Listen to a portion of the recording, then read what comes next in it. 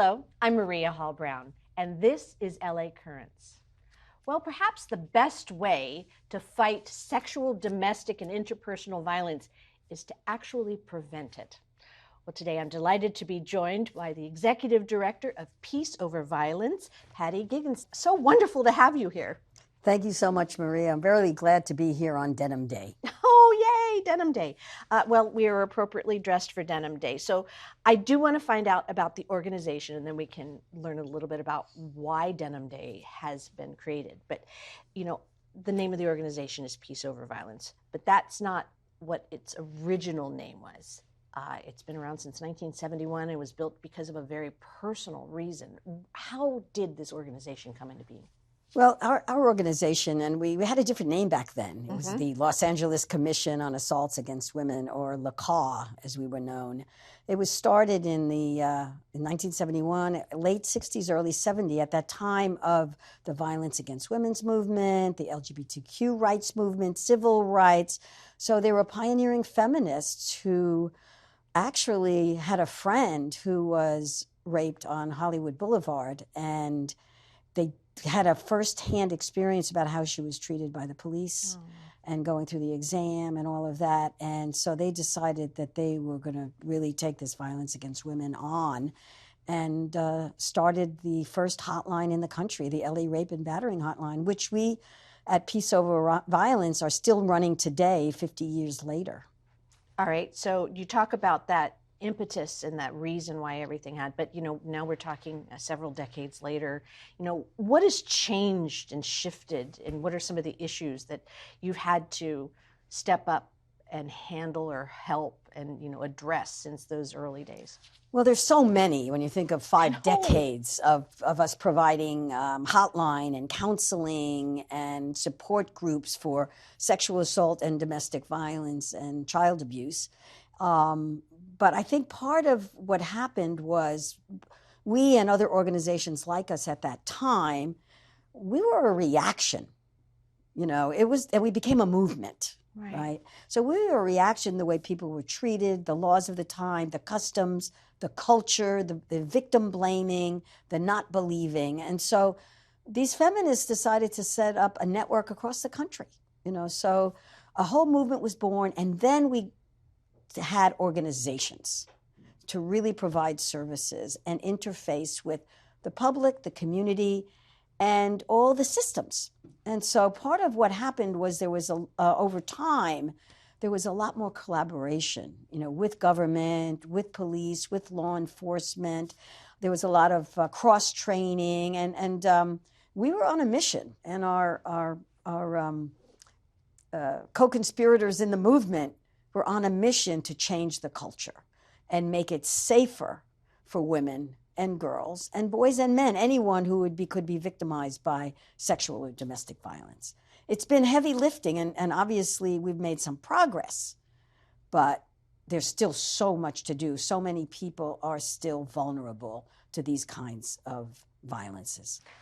That's one of the things that's a little terrifying, although, wonderful that these cooperative efforts have been, taken up, and that there's more of a spotlight shown on these issues and everything. But as you said, this has been decades. What is it more issues are coming to light? Is it that we're just not learning our lessons? Is that, technology is somehow making things worse? I mean, why, after all this time, where's the cornerstone of the issue that we can't seem to resolve? Well, it's deep. Everything that you've just described. It's a very deep human problem. Violence is a human problem. And the fact that we have 2,000 years of where women were seen as less than, and other groups of people are seen as less than. So we're really going against history. But I think history is improving because there's so much more capacity to communicate. There's so many more capacities for people to tell their stories and to have impact. And we have uprising, and we've had protests for 50 years about a lot of these issues, and demands that when a woman or a girl is sexually assaulted, that she's treated respectfully by every facet of the system. Now, that doesn't always work, but that is the standard now. The standard is to do better. Right. And so now if someone goes to the hospital and they decide to agree to have a rape kit taken, you can have an advocate with you, which that never existed before. So you can take somebody with you. And we believe that no one should go through the trauma and healing of a sexual assault or domestic violence alone. You really need to have somebody there as your advocate. And now that is in law. Oh, that's good. So every survivor has it, every victim survivor can choose. They can choose an advocate like we provide, or a friend or a relative, somebody they trust, to go through that process with them. That is the law. Well, that just makes so much sense for a number of reasons, because anybody who's even gone through any kind of minor medical procedure should actually have an advocate with them, because it's impossible to hear, see, or understand what's happening to you when you personally are experiencing it. You're in a stressful situation. And if you've been in a violent situation in which you have been betrayed on every level possible, you need someone there to protect you, Right. And which gets into what you guys do. Well, exactly. But I just want to add to your question about where are we with all of this, is that we're still flying the plane while we're building the plane. Right. So as we make some progress in one area, we're discovering other deficits in systems or in human behavior. The fact that it's the causes of violence against women obviously has to do with sexism. It has to do with misogyny.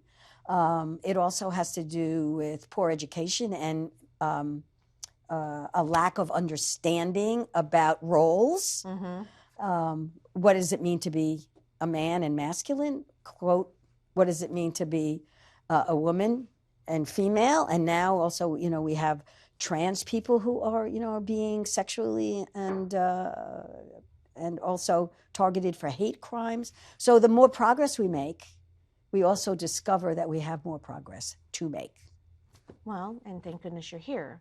So there's these patient advocates after a sexual assault, but the scope of what Peace Over Violence has been able to do over the last 5 decades, as you said, is exponentially grown as the needs have been brought into light. So what are some of the great things that you're doing? Some of the great things that we've done is that we've helped put prevention on the map, and prevention education. Our methodology, and now so many people are doing it, is you can't start young enough to teach kids that their bodies belong to them, and that they can tell somebody not to touch them. And that goes through the lifespan, right? And the idea that we have to learn ourselves what our boundaries are. And so it's an internal thing that has to go through every person. But I think that the fact that we are now able to talk about these issues so much more, that's been huge. I know, because it was an issue of shame for a long time, especially with things like domestic abuse. Yes, exactly. For both sexual assault and domestic violence, shame. You feel that you did something wrong.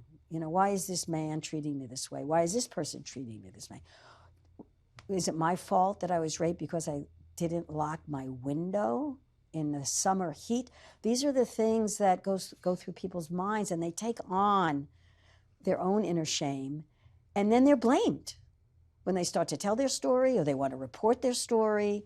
There's so much blame. We ask, that's why one of our themes this year for Denim Day is believe survivors. Yeah, let's Denim Day. Yeah. I don't mean to interrupt you, but I think that there is a really disorienting backstory to Denim Day, which goes along perfectly with what you're talking about victim blaming. So Denim Day began because there was a case in Italy where a Supreme Court judge overturned a lower court's rape conviction. The rapist was 45 years old, and the young woman, I think, was 18 years old. And the judge decided, now he was convicted, and he was in jail. The judge decided that because she was wearing tight jeans, the only way that the rapist could have gotten the jeans off was that if she helped him. Therefore, the judge decided it was consensual. sex. This is back in 1998, 99. And there was an uproar in Italy. It happened in Italy. There was an uproar, and the female parliamentarians wore their jeans on the steps of the court in Rome. And then this went viral. At the time, we didn't use the term viral. Right. This was broadcast. Lots of people found out about it. Right. And in Sacramento, our assembly and senators wore their jeans in solidarity with their cohort in Rome. And then I saw that on TV. Wow. And it was like a moment, and I said to my staff, I said, look at this. This is an opportunity. We need to debunk all the myths and the misconceptions and the lies about sexual violence. And we should wear jeans in solidarity with that young woman in Italy as a way to attract attention to this issue. And the rest has been 22 years of history. It's caught on like wildfire. It's a campaign that is open source, and people just do their own Denim days now every year. Yeah. It's the last Wednesday of the month during April, which is Sexual Assault Awareness Month. So because of that that was just one of the myths, just one of the myths, the clothes that someone is wearing. There's so many myths and lies that are, unfortunately, like I've been working at this for so many years, and I hear them again. I say, wait, didn't we take care of that myth? Didn't we take care of that lie? No, it's not her fault that she dated a guy that put something in her drink. Right. And then sexually assaulted her. No, that is not her fault. Right. So there's so many, and now there are new ones with social media because I'm sorry. I'm so interested in what you're saying, but I keep interrupting you, and I apologize. But the new issues that are coming into play, I was going to ask: has technology and that social interaction that can happen online created this other beast that needs to be tamed? Yeah, absolutely. Because social media can be very wild, and what happens sometimes in that sexual arena, you will have someone take photos or videos and then post them as a form of harassment, as a form of embarrassment, but actually it's a form of violence then to expose that person to this public viewing. There's sexting that gets people into trouble. Social media can be an incredible form of communication, but it can be weaponized also. All right, so as I mentioned, when we began, a lot of what you're doing is prevention. It's education, it's advocacy, it's awareness, etc. One of the great things is the education of young people, including young males, so that they realize that they don't have, that this is a direction that they need to be cognizant of and aware of. So what are some of the education programs that you have? Well, the education programs are happening in schools, on college campuses, and it's happening across the country because now this idea of including men and engaging men as part of the solution, because obviously they have been part of the problem, right? But because they were part of the problem, they were kind of left out of the solution. But that's been shifting in the last 10, 15 years. And there are organizations, national organizations, that focus very specifically on engaging men on these issues and teaching a healthier masculinity. And I think that is one of I'm hoping that is going to really catch on fire, and that more men are going to come forward and participate and help change other men's minds about their behaviors and how they treat the women and the children in their lives. But another issue has come forward too, is that men also get assaulted. Yeah. Men and boys also get assaulted. So it's engaging men as the fact that they can be victimized and they are survivors, and also engaging them as part of the preventers and the people who are willing to help change the culture. So along the professional lines, Denim Day was inspired by an atrocity in the justice system. Are we seeing advances in the justice system, and are you fighting towards even more advances when it comes to, that realm of this terrible abuse? Yeah, the criminal justice system is an extremely difficult process for anyone to go through. even when you have advocates and even when you have enlightened prosecutors and public defenders, and part of it is that it is an antagonistic system. So you have to prove beyond a reasonable doubt, and often it is he said, she said, he said, she said, she said, right? And so it's very hard to prove. There are very few rape cases that actually go to trial. Oh, is that good or bad? Well, on one hand, I would say that it's bad, because if a rape did happen and it's not possible for a survivor, a victim survivor, to seek justice through the system, that's a big gap. I think it's only like 3% of sexual assaults that ever go through the court system. And part of it is no one wants to take a case. Prosecutors not going to take a case if they really don't feel they can convince a jury. So part of our work all these years is to teach to the jury pool, which is everybody. Anybody could be on a jury, right? So that's part of our educational focus, is to, when we're teaching to the general public about these issues, we want them to understand the trauma of sexual assault, what it means, and so that when they are on a jury, they will not continue with the misconceptions and the myths and blame the victim, because that's often what happens.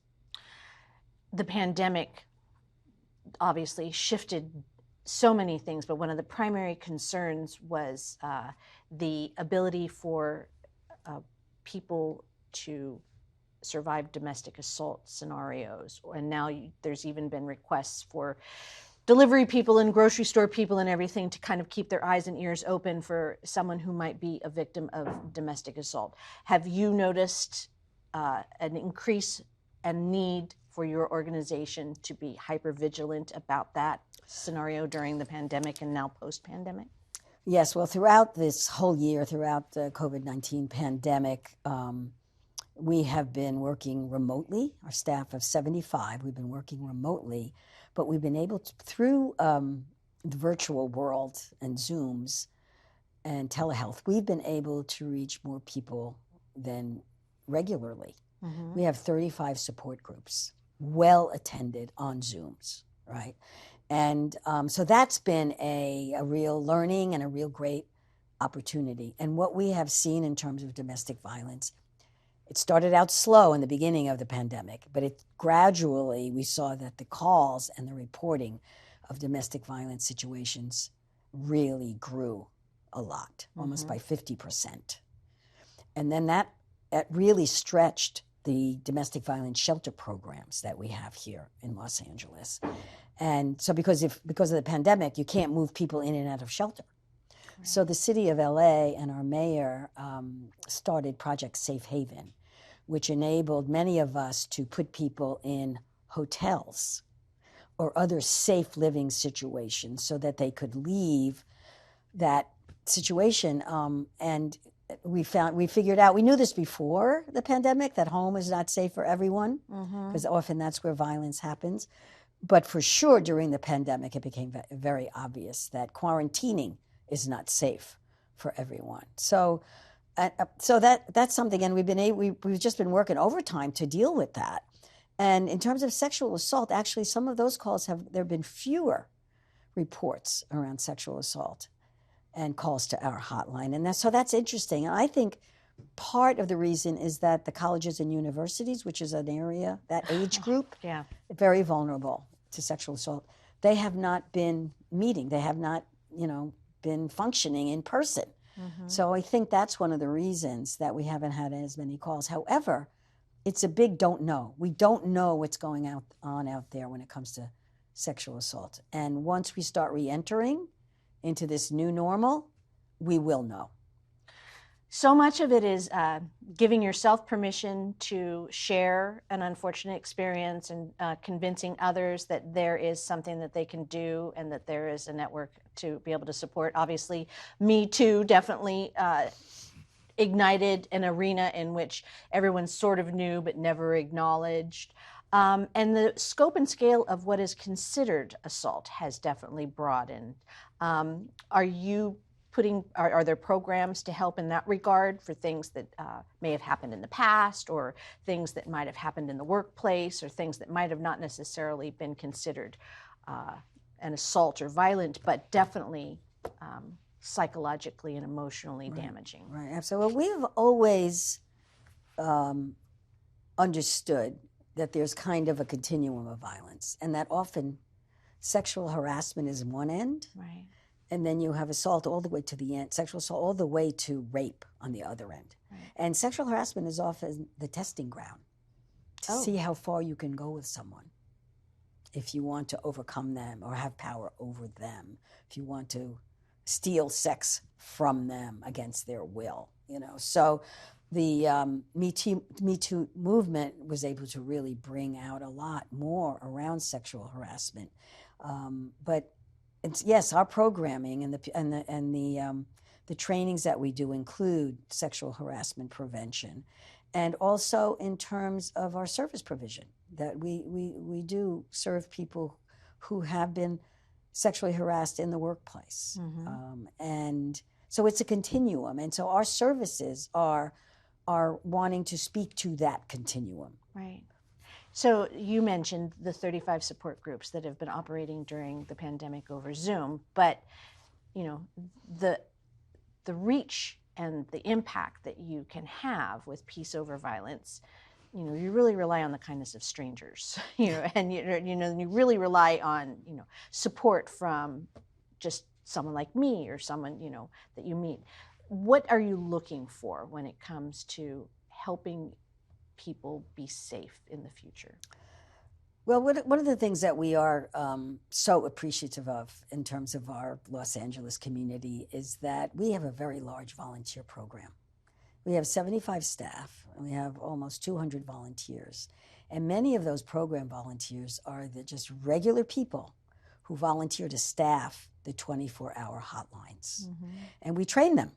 So it's amazing. They go through this incredible training, learn more about sexual assault, domestic violence, the laws, prevention, self-defense, than anyone would ever think they would need to know. And so these volunteers then take those calls.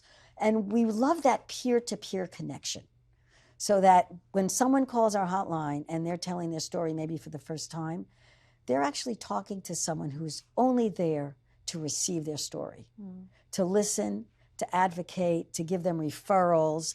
And we've been doing this for 50 years. The LA Rape and Battering Hotline has only gone down, it only goes down during earthquakes, you know, and it's staffed predominantly by volunteers. So of course we also need resources, because we have a big telephone bill with our hotlines and stuff. So we get funds from foundations, we get some government funding, and we're always looking for the kindness of strangers who are willing to donate to us. And for example, right now we've been having our Dollars for Denim campaign during Denim Day. And if people want to learn more about Denim Day and want to donate, they can go to denimdayinfo.org and find out more about it and how to donate and how to support survivors. Are there events across the country for these Denim Day? I mean, you said that it's definitely become something that people pick up and do on their own, but have you been watching this grow exponentially? Yes, even in this pandemic time. It's been remarkable. We're so gratified. Denim Day has become an open source movement. Some people call us and say, hey, can we have your design and your materials? And people go to our shop and buy our buttons and our swag and our T-shirts, right? And our toolkit, which really is a wonderful thing. It's an educational toolkit of, you know, how to host your own Denim Days. So it's open source, so people either come to us or they just do their own. Right. They just do their own. And I've been seeing posts from South Dakota, from Milwaukee. We have a wonderful partner in Denim Day, New York City, and we do survivor rallies with them. There's so much going on this month, and it's really gratifying to see that people just want to engage, want to do something about reducing the level of sexual violence, which we know that sexual and domestic violence was epidemic before we moved into a pandemic. Sure. Well, you know, obviously support, awareness, and focus of attention is, the primary thing that you need in order to get anything to shift. And forgive me for asking this pop culture question, but I'm going to anyway because it's definitely generated conversation. Did you watch A Promising Young Woman? I haven't. The film with Carey I Mulligan. did not see it, and part of it I was waiting to get through this month because I'm not so sure if I have to sometimes take media breaks because of my work, right? Sure. But I have heard about it. Right. I have heard about it. Talk about inspiring conversation. Please email me after you watch that film because I'm curious what you think and whether it's really a positive and or just a controversial way to approach it. Right. Well, let me say something that this is not the first. I think it is seen almost like as a revenge film, part of it. Maybe. Maybe. That's what you need to. I'll have to see. Yes, because there's something. It's definitely based in a trauma that happened to a friend of hers. But there have been other movies, and it often doesn't go well with the public when a victim survivor takes justice into their own hands. Okay, but again, I will. Okay, I'm going to watch it at your suggestion. I don't want to be a pop. I don't want to be, you have to watch. But it's just the awareness. I think is what I am trying to get to. Is conversation leads to action. Action leads to change, and I think that's what your organization has definitely been, getting out and there. What's so interesting and it's been really helpful is that media and movies and books in the last 10 years have taken on these issues more than they ever have in the past. And that's encouraging. That means the marketplace, the public sphere for talking about these issues is growing. Right. And the courage of the survivors willing to share their story. There's something probably very healing, I imagine, about that too. And you've probably been witness to that. Yes. And it's so important to bear witness to that. And I think what's important, and I would love your viewers to know, that we get calls from people who were assaulted 30 years ago, 20 years ago, and are just now beginning to tell their stories and are willing to reach out and are amazingly practiced in resilience, but yet there's still something that's been missing, and they want to talk about it. Yeah. And they want to heal from the rest of it.